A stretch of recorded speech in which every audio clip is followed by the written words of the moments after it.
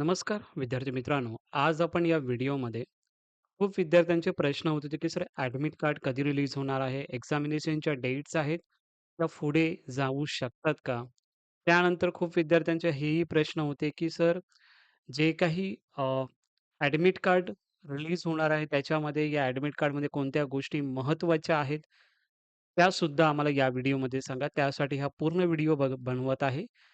पूर्ण व्हिडिओ बघा जेणेकरून सर्व डाउट्स तुमचे क्लिअर होतील आणि ॲट द टाईम ऑफ जेव्हा हॉल तिकीट म्हणजेच ॲडमिट कार्ड जेव्हा रिलीज होईल त्यावेळी तुम्हाला कोणत्याही गोष्टीचे म्हणजे कोणतेही प्रश्न तुमच्या मनामध्ये राहणार नाहीये.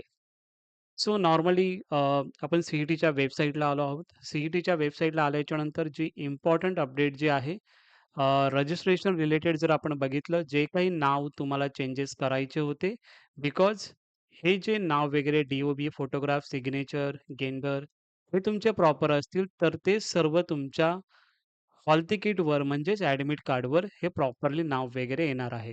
चेंजेस करण्यासाठी जी लास्ट डेट होती 11 मार्च 2026 जी की कालची डेट होती. त्यामध्ये मी तुम्हाला ऑलरेडी हा व्हिडिओ मी बनवून ठेवलेला, सांगितलं तुम्हाला, की ही डेट आहे. या डेटच्या नंतर कोणतेही चेंजेस होणार नाहीयेत. ओके. आता ज्या विद्यार्थ्यांनी रजिस्ट्रेशन केलेले आहेत, ज्या विद्यार्थ्याचं रजिस्ट्रेशन राहिलं असेल, त्याला काहीही आपण करू शकत नाहीये. जर सी-ई-टीने नवीन समजा अपडेट जर दिली, तरच ते रजिस्ट्रेशन चालू होतील, नाहीतर नाही चालू होणार. ओके. ते विद्यार्थ्यांनी डायरेक्ट पुढच्या वर्षी तुम्ही ट्राय करू शकता.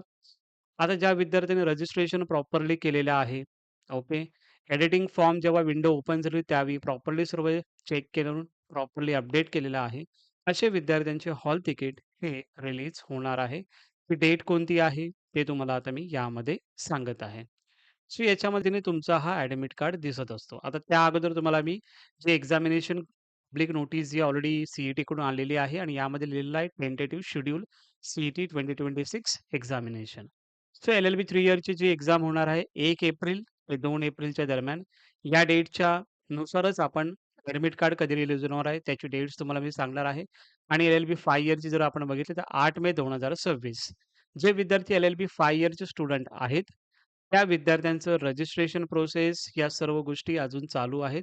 त्यांची जी लास्ट डेट आहे 13 मार्च या 15 मार्च अशी डेट आहे. त्या डेटपर्यंत तुम्ही ज्या विद्यार्थ्यांनी रजिस्ट्रेशन केलं नसेल एल-एल-बी 5 इयर स्टुडंट, विद्यार्थी रजिस्ट्रेशन करू शकतात. पण एल-एल-बी 3 इयरसाठी रजिस्ट्रेशन विंडो क्लोज झालेली आहे. ओके. आता आपण ॲडमिट कार्ड कधी रिलीज होणार, कशा पद्धतीने ॲडमिट कार्ड दिसतो, याची माहिती तुम्हाला यामध्ये देणार आहे. ॲडमिट कार्ड अशा पद्धतीने तुम्हाला दिसत असतो. Okay. Maharashtra LLB CET 2023 online examination admit card अशा पद्धतीने आहे. फर्स्ट जो आहे कॅन्डिडेट फुल नेम. यामध्ये तुमचं जे नाव असणार आहे, ओके, ते नाव तुमचं प्रॉपर असलेलं पाहिजे. ते तरच तुमचं या ॲडमिट कार्डवर प्रॉपरली नाव येईल. आता काही विद्यार्थ्यांचा प्रश्न असेल तरी पण चुका असेल तर काय होणार आहे? तर तुम्हाला हॉल तिकीट जेव्हा तुम्ही घेऊन जाणार आहात सेंटरला, त्यावेळी तुम्हाला प्रॉब्लेम होऊ शकतो. कारण की तुमचं पॅन कार्ड असेल किंवा आधार कार्ड तुम्ही घेऊन जाणार, त्याचं जे नाव असेल, ते नाव तुमचं इथं प्रॉपरली मेन्शन जे केलेलं आहे, ते प्रॉपरली असलं पाहिजे. तरच तुम्हाला एक्झाममध्ये बसण्यासाठी एंट्री देत असतात. ओके.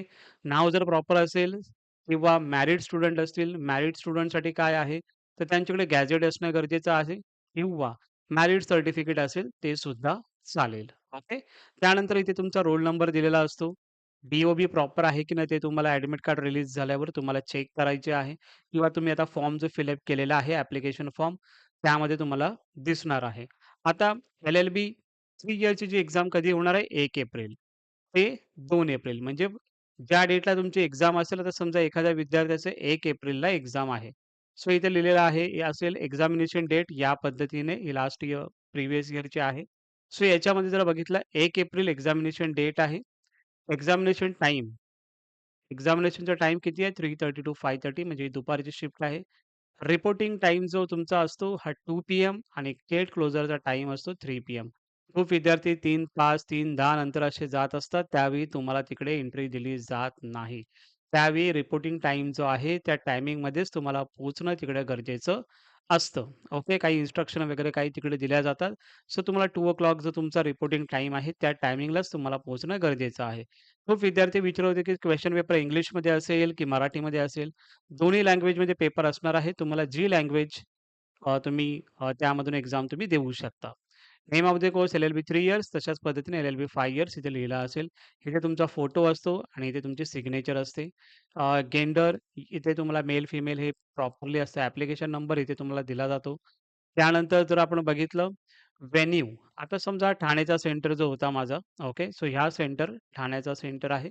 तो पूर्ण ॲड्रेस तुम्हाला त्यामध्ये दिला जातो प्रॉपरली आणि त्या ॲड्रेसवर तुम्हाला त्या टायमिंगवर पोहोचायचं आहे. ओके. नंतरला जर आपण बघितलं कॅन्डिडेट सिग्नेचर इथे तुमची सिग्नेचर असेल जेव्हा तुम्ही आतमध्ये जेव्हा जाणार आहात, जेव्हा तुम्ही सेंटरमध्ये जाणार, सेंटरमध्ये सिस्टम तुम्हाला भेटल्याच्या नंतर ह्या सिग्नेचर वगैरे तेव्हा तुम्ही तिकडे करायच्या आहेत. सो या सर्व गोष्टी तुमच्या झाल्या. ॲडमिट कार्डवर या गोष्टी प्रॉपरली असतात. नेम प्रॉपरली असणं गरजेचं आहे. जे तुम्ही टाकलेलं आहे तेच तुमचं येणार आहे. समजा असे सुद्धा विद्यार्थी असतील, की सुद्धा सर नावामध्ये तरीही सुद्धा मिस्टेक आहे. अशा विद्यार्थ्यांसाठी अंडरटेकिंग फॉर्म दिला जातो. अंडरटेकिंग फॉर्म जर आपण बघितलं तिथे क्लिक हिअर डाउनलोड स्क्राइबचं आणि click here download undertaking for correction name, photo, signature, DOB आणि जेंडर. सो हे जेव्हा हॉल तिकीट तुमचं डाउनलोड किंवा हॉल तिकीट जेव्हा तुमचं येईल, त्यावेळी तुम्हाला मी ते सांगेन कशा पद्धतीने फॉर्म ते फिलअप करायचा आहे.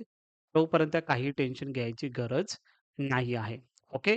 ज्यावेळी ॲडमिट कार्ड रिलीज होईल, त्यावेळी प्रॉपरली आपण तो व्हिडिओ तुम्हाला बनवेन आणि त्या पद्धतीने तुम्हाला डाउनलोड करायचं आहे. ओके.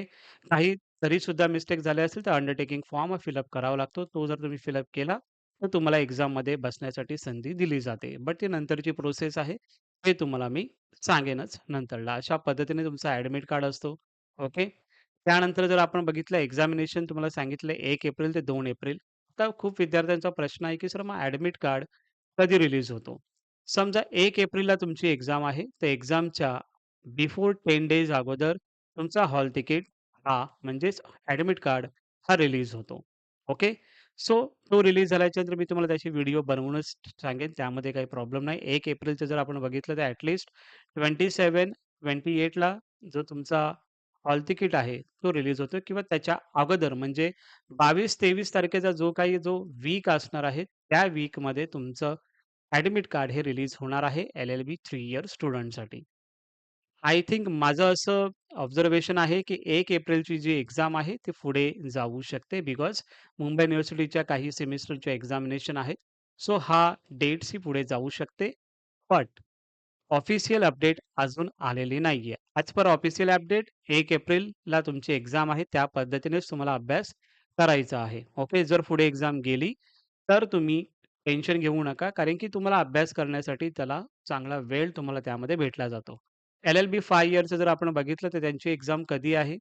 तर समजा 8 मे रोजी आहे, तर 8 मेच्या अगोदर 10 डेज प्रायर तुम्हाला हॉल तिकीट, ॲडमिट कार्ड हे तुम्हाला येऊन जाईल. ओके. सो कधी रिलीज होणार आहे, कधी ॲडमिट कार्ड येणार आहे, ती सुद्धा तुम्हाला डेट यामध्ये सांगितलेली आहे. करेक्शन असेल तर काय करू शकतो, ते सुद्धा सांगितलेलं आहे. काही डाउट, काही प्रश्न असतील तुमचे, तर नक्की मला कमेंट सेक्शनमध्ये विचारा. नक्की तुम्हाला मी हेल्प करण्याचा नक्की प्रयत्न करेन. Thank so much.